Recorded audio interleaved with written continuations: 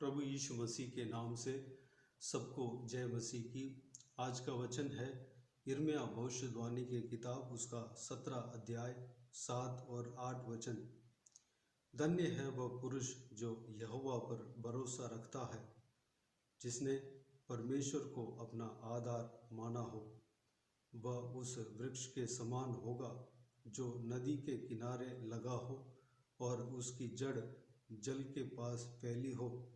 जब धूप होगी तब उसको न लगेगी, उसके पत्ते हरे रहेंगे और सूखे वर्ष में भी उनके विषय में कुछ चिंता न होगी, क्योंकि बस तब भी फलता रहेगा। मेरे प्रियो, इस परमेश्वर के वचन में जो दिया गया आशीष वह कौन पा सकता है?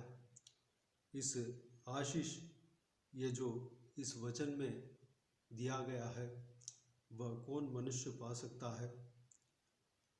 परमेश्वर के वचन कहता है, जो यहोवा पर भरोसा रखता है वह पुरुष धन्य है। वह सारा यह आशीष पा सकता है, इसमें दिया हुआ आशीष पा सकता है। हम यहोवा पर भरोसा रखने वाला बने। हम परमेश्वर प्रभु यीशु मसीह पर भरोसा रखने वाला बने। चाहे कोई भी परिस्थिति हो, हमें हर परिस्थिति में परमेश्वर प्रभु यीशु मसीह पर भरोसा रखने वाला बनना चाहिए। इंसान से ज़्यादा प्रभु यीशु मसीह पर भरोसा रखने वाला बनना चाहिए। कोई भी वस्तु से ज़्यादा हमें परमेश्वर पर भरोसा रखने वाला बनना चाहिए। कोई भी चीज़ से ज़्यादा, किसी भी चीज़ से ज़्यादा हम परमेश्वर प्रभु यीशु पर भरोसा रखने वाला होना चाहिए। जब हम काम करते हैं, हम कोई भी मनुष्य से जब भरोसा रखते हैं या कोई यंत्र से भरोसा रखते हैं, कोई टूल से भरोसा रखते हैं, कोई बिजनेस से कोई भरोसा रखते हैं, उससे ज़्यादा हमें उससे पहले परमेश्वर प्रभु यीशु पर भरोसा रखने वाला बनना चाहिए। जब हम परमेश्वर प्रभु यीशु से जब हम भरोसा रखते हैं किसी भी काम के विषय में, प्रभु यीशु पर जब भरोसा रखते हैं, वह यह इस तरह आशीष पाएंगे, उनके काम में आशीष पाएंगे। जब बिजनेस करते हैं, यह भरोसा रखते हैं कि मेरा बिजनेस का आधार प्रभु यीशु है, तो वह और बिजनेस का आशीष का मूल प्रभु यीशु है, तो प्रभु यीशु उस बिजनेस को आशीष देगा। कोई भी काम जब हम करते हैं, हम जब परमेश्वर के ऊपर भरोसा रखते हैं, परमेश्वर उस काम में आशीष देगा। अगले पद में इस प्रकार लिखा है, जिसने परमेश्वर को अपना आधार माना हो। आधार, हम परमेश्वर प्रभु यीशु को आधार मानने वाला होना चाहिए। आधार, बेस, मूल, हमारा जिंदगी का मूल परमेश्वर प्रभु यीशु हो। हमारा घर का मूल आधार परमेश्वर प्रभु यीशु होना चाहिए। सबसे पहले हमें परमेश्वर प्रभु यीशु को रखना चाहिए। हर प्रतिदिन का मूल परमेश्वर प्रभु यीशु हमारे जीवन में हो। हम सुबह उठते ही हम सबसे पहले परमेश्वर प्रभु यीशु को देखने वाले बनना चाहिए। हमारा परिवार में सबसे मुख्यता परमेश्वर प्रभु यीशु को देना चाहिए। हमारा बिजनेस का मूल परमेश्वर प्रभु यीशु होना चाहिए।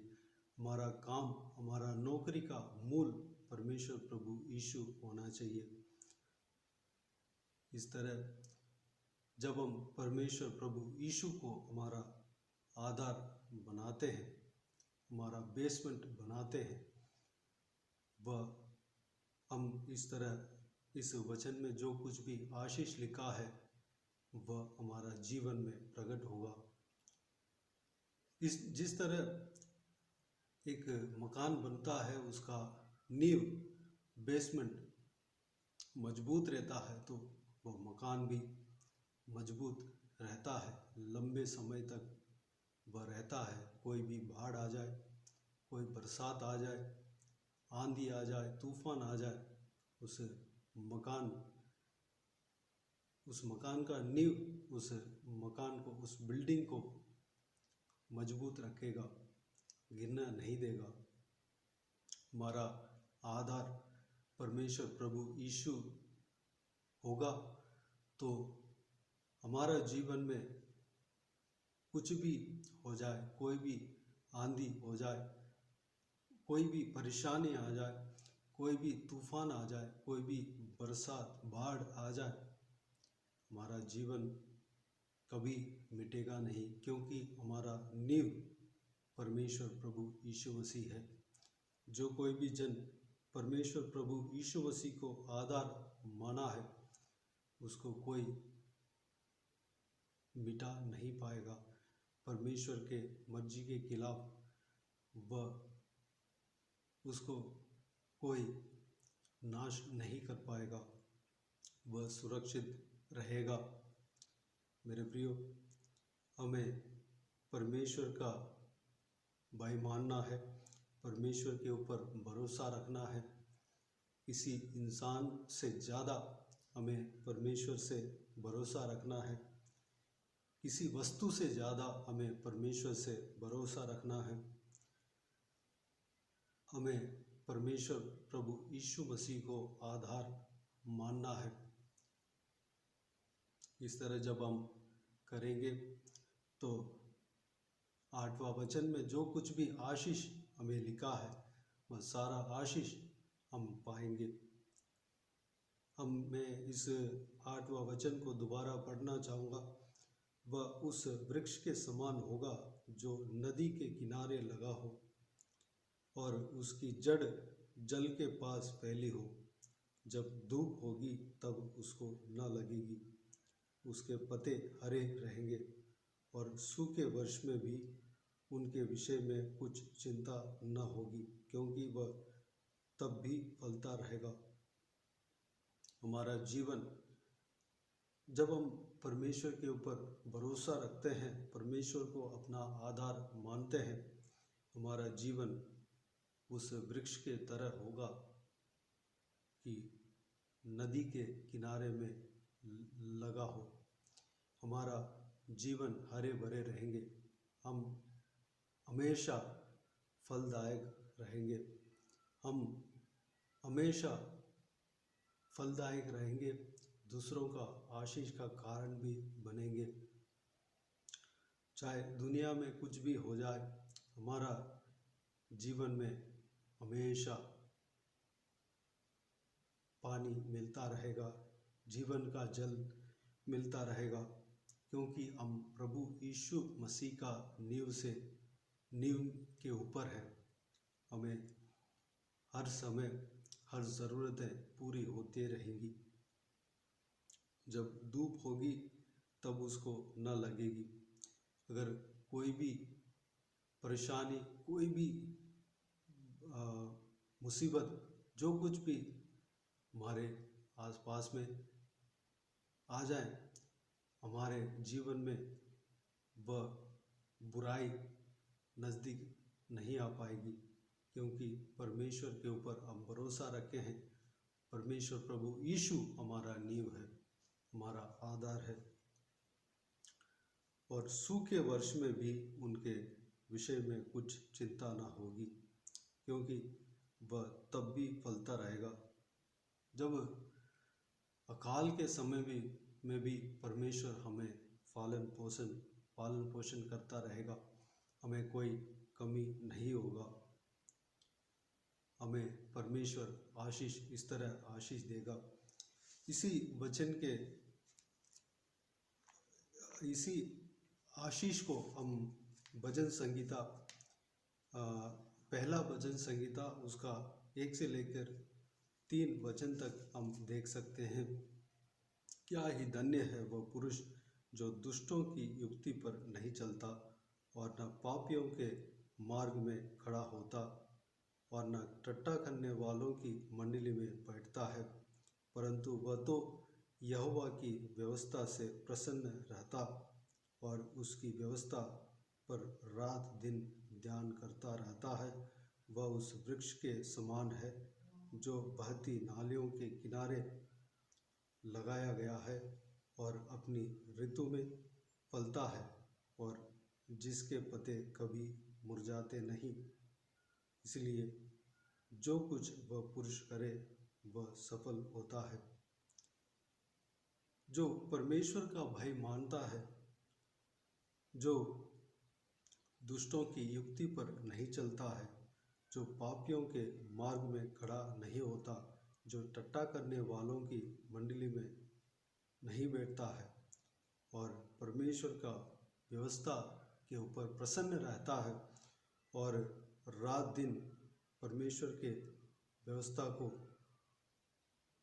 ध्यान करता रहता है, वह पुरुष इस तरह आशीष पाएंगे। हमारे लिए जो परमेश्वर पवित्र बाइबल हमें दिया है, परमेश्वर का वचन को हमारे हाथ में दिया है, उस पर रात दिन ध्यान करते रहने से यह आशीष हमें मिलता है। इस वचन के अनुसार हमें चलने से परमेश्वर हमें इस तरह आशीष देंगे। आइए इस वचनों के अनुसार हम चलने के लिए, हम परमेश्वर के ऊपर हर समय भरोसा रखने के लिए, परमेश्वर को हमारा आधार मानने के लिए और उनकी व्यवस्था को दिन रात ध्यान करते रहने के लिए अपने आप को परमेश्वर के हाथों में समर्पित करें। उनका व्यवस्था के अनुसार हमें चलने के लिए अपने आप को परमेश्वर के हाथों में समर्पित करें। आइए हम प्रार्थना में जाएं। स्वर्ग पिता दयालु परमेश्वर, आपको धन्यवाद देता हूँ पिताजी, आपका इस दिन के लिए आपको धन्यवाद देता हूँ, आपका इस आशीष बहुमूल्य वचन के लिए आपको धन्यवाद देता हूँ परमेश्वर पिता। इस वचनों में जो कुछ भी आशीषें लिखा है वह हमारा जीवन में प्रकट होने पाए पिता। हमारा जीवन हमेशा हरे भरे रहने पाए, हमारा जीवन हमेशा फलदायक रहने पाए। सूखे काल में भी परमेश्वर हमारे लिए अन्न जल पानी जो कुछ भी ज़रूरत है मिलने पाए परमेश्वर पिताजी। हम हमेशा फलदायक रहने पाए पिता। उसके लिए हमें आपके ऊपर हर समय हर परिस्थिति में आपके ऊपर भरोसा रखने पाए, आपको हमारा जीवन में हमारा परिवार में आधार मानने पाए पिताजी। आप हमारे जीवन का मूल हो, आप हमारा नौकरी का मूल हो, आप हमारा बिजनेस का मूल हो, आप हमारा जिंदगी का मूल हो, आप हमारा परिवार का मूल हो परमेश्वर, आप हमारा रिश्ते का मूल हो परमेश्वर।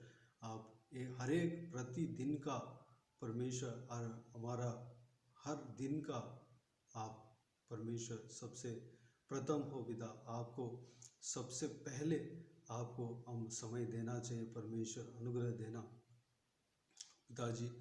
हम पिताजी हालेलुया आपको आधार मानना चाहिए परमेश्वर, अनुग्रह देना पिता।